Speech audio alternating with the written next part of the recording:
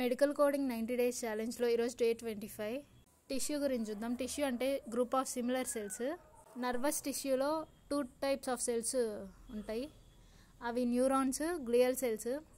న్యూరాన్స్ని nerve cells అంటారు. Neurons అనేది బాడీలో కమ్యూనికేట్ చేయడానికి హెల్ప్ అవుతాయి.